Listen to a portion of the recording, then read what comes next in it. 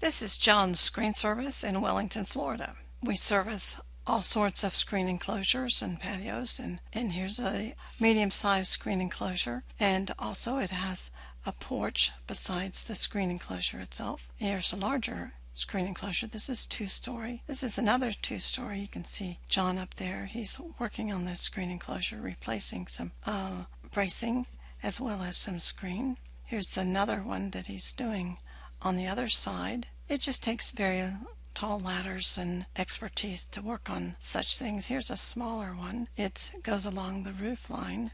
And here's one that has been damaged by hurricane or by strong winds. Here's another view of what has to be done to not only take care of the replacing the screens that have been blown out, also taking care of the structures to reinforce it and to put back the missing things that has bracing and the like. Here's one you can tell that the screen is just plain missing, so he has to get up there and replace this piece of screen. Here's a very large inside of a screen enclosure. And although it's one story, it is very large. Here's the outside of that same enclosure. Now, if you want to, you can put, if you have problems with birds, this is a bird's, what they call one type of bird barrier. Here's one type here. It looks like a spider legs, and it blows in the wind. Here's some other thread-like little tiny wire trying to keep the birds off. And in some places the birds are a lot of trouble, and they tear the screen and everything. You can make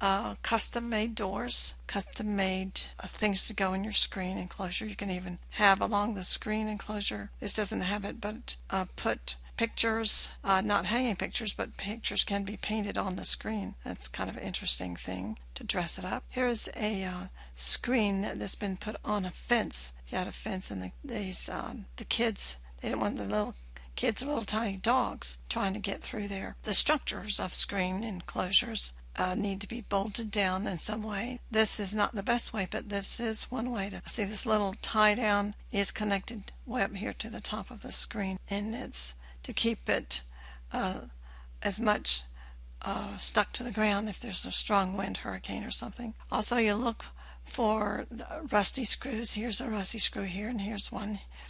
And in this picture here, there's more rusty screws. You need to take care of those rusty screws, put more new screws in.